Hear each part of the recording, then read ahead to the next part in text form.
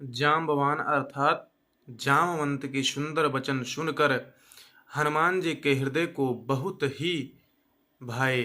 वो बोले,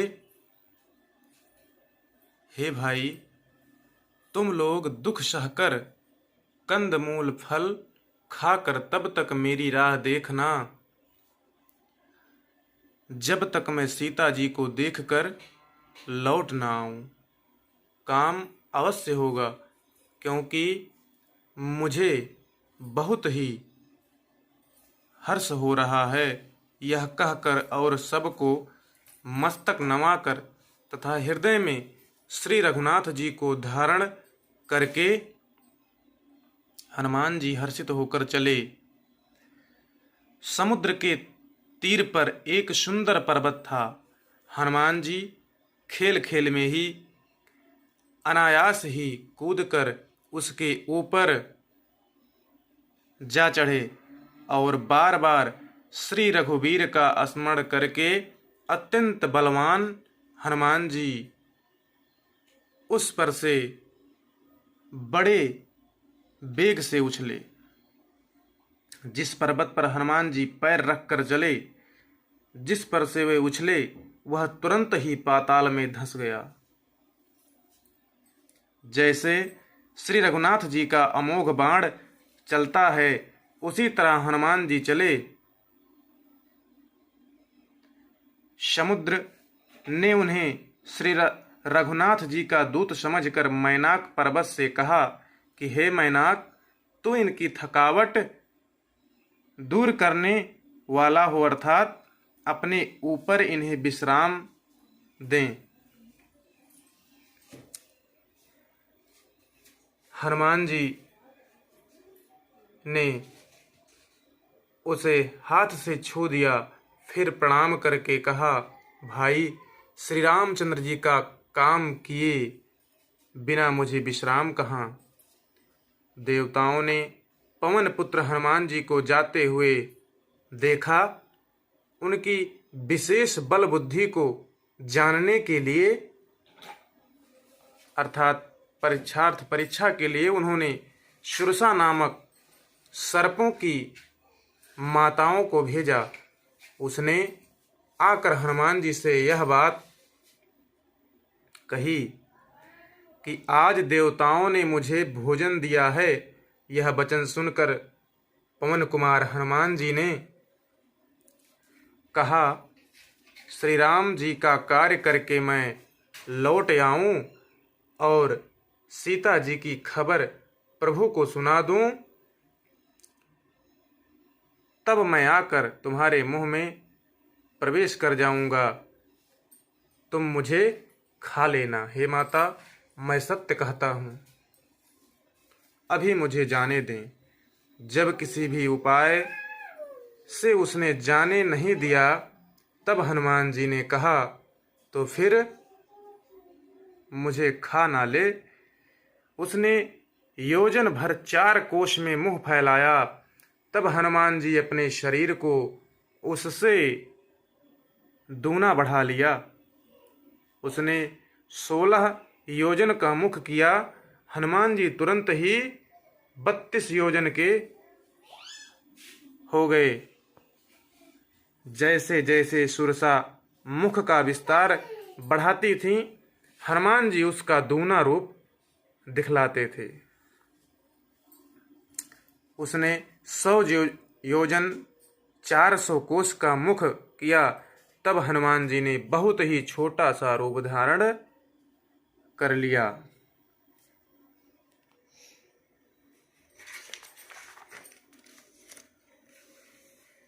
और वे उसके मुंह में घुसकर तुरंत फिर बाहर निकल आए और उसे सिर नवाकर विदा मांगने लगे। उसने कहा, मैंने तुम्हारे बुद्धि बल का भेद पा लिया, जिसके लिए देवताओं ने मुझे भेजा था। तुम श्री रामचंद्र जी का सब कार्य करोगे, क्योंकि तुम बल बुद्धि के भंडार हो। यह आशीर्वाद देकर वह चली गई। तब हनुमान जी हर्षित होकर चले।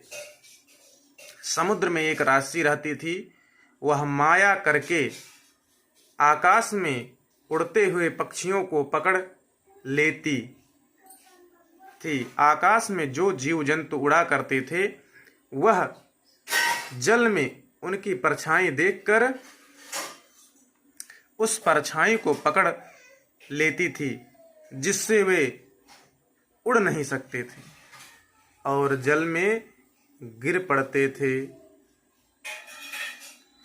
इस प्रकार वह सदा आकाश में उड़ने वाले जीवों को खाया करती थी। उसने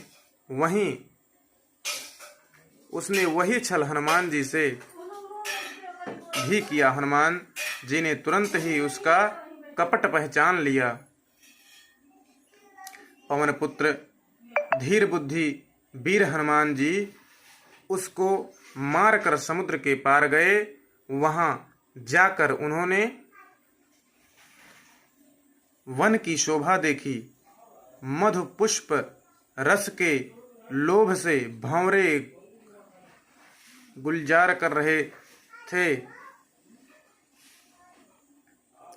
अनेकों प्रकार के वृक्ष फल फूल से शोभित हैं। पंछी और पशुओं के समूह को देखकर तो वे मन में बहुत ही प्रसन्न हुए। सामने एक विशाल पर्वत देखकर हनुमान जी भय त्याग कर उस पर दौड़कर जा चढ़े।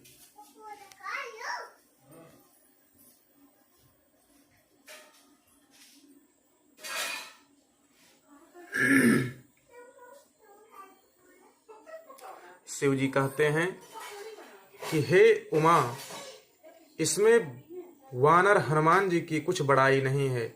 यह प्रभु का प्रताप है जो काल को भी खा जाता है। पर्वत पर चढ़कर उन्होंने लंका देखी। बहुत ही बड़ा किला है, कुछ कहा नहीं जाता। वह अत्यंत ऊंचा है, उसके चारों ओर समुद्र है। सोने के परकोटे, चार दीवारी का परम प्रकाश हो रहा है। विचित्र मड़ियों से जड़ा हुआ सोने का परकोटा है। उसके अंदर बहुत से सुंदर सुंदर घर है। चौराहे, बाजार, सुंदर मार्ग और गलियां हैं।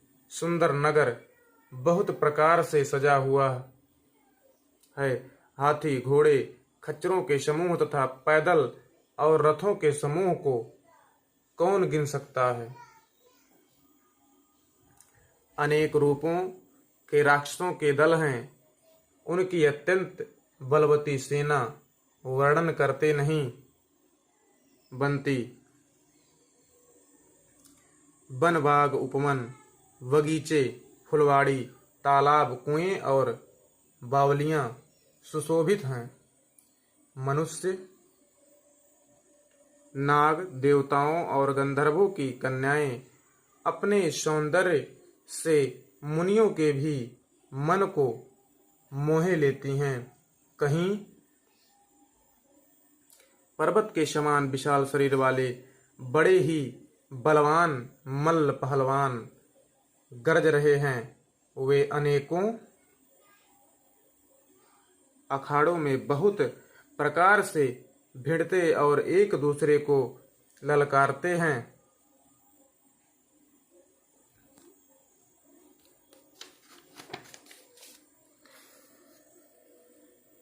भयंकर शरीर वाले करोड़ों योद्धा यत्न करके बड़ी सावधानी से नगर की चारों दिशाओं में सब ओर से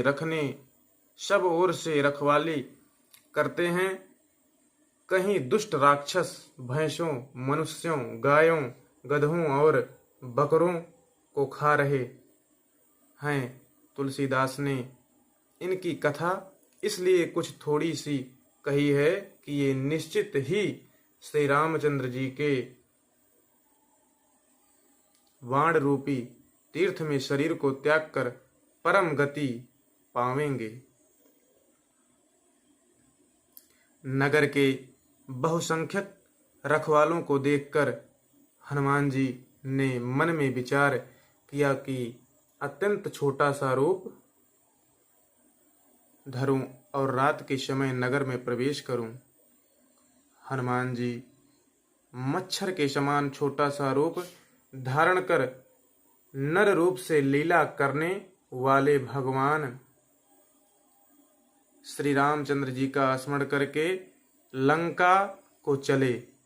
लंका के द्वार पर लंकनी नाम की एक राक्षसी रहती थी। वह बोली, मेरा निरादर करके बिना मुझसे पूछे कहाँ चला जा रहा है? हे मूर्ख, तूने मेरा भेद नहीं जाना। जहाँ तक जितने चोर हैं वे सब मेरे आहार हैं। महाकपि हनुमान जी ने उसे एक घूसा मारा, जिससे वह खून की उल्टी करती हुई पृथ्वी पर लुढ़क पड़ी। वह लंकनी फिर अपने आप को संभाल कर उठी और डर के मारे हाथ जोड़कर विनती करने लगी। वह बोली कि रावण को जब ब्रह्मा जी ने वर दिया था, तब चलते समय उन्होंने मुझे राक्षसों के विनाश की यह पहचान बता दी थी कि जब तू बंदर के मार से व्याकुल हो जाए, तब तू राक्षसों का संहार हुआ जान लेना। हे तात, मेरे बड़े पुण्य हैं जो मैं श्री रामचंद्र जी के दूत आप को नेत्रों से देख पाई।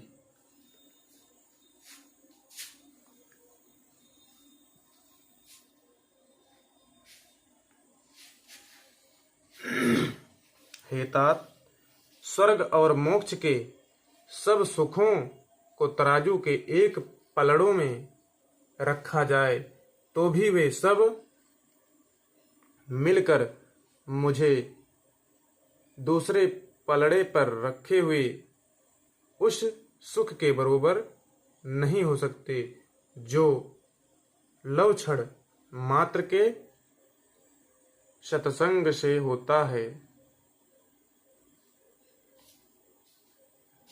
अयोध्यापुरी के राजा श्री रघुनाथ जी को हृदय में रखे हुए नगर में प्रवेश करके सब काम कीजिए। उसके लिए विष अमृत हो जाता है, शत्रु मित्रता करने लगते हैं, समुद्र गाय के खुर के बरोबर हो जाता है, अग्नि में शीतलता आ जाती है। और हे गरुड़ जी, सुमेरु पर्वत उसके लिए रज के समान हो जाता है, जिसे श्री रामचंद्र जी ने एक बार कृपा करके देख लिया। तब हनुमान जी ने बहुत ही छोटा रूप धारण किया और भगवान का स्मरण करके नगर में प्रवेश किया। उन्होंने एक एक प्रत्येक महल की खोज की, जहां जहां तहां असंख्य योद्धा देखे। फिर वे रावण के महल में गए। वह अत्यंत विचित्र था, जिसका वर्णन नहीं हो सकता। हनुमान जी ने उस रावण को शयन किए देखा, परंतु महल में जानकी जी नहीं दिखाई दी। फिर एक सुंदर महल दिखाई दिया। वहां उसमें भगवान का एक अलग मंदिर बना हुआ था। वह महल श्री राम जी के आयुध धनुष बाण के चित्रों से अंकित था। उसकी शोभा वर्णन नहीं की जा सकती। वहां नवीन नवीन तुलसी के वृक्ष समूहों को देखकर कपिराज श्री हनुमान जी हर्षित हुए।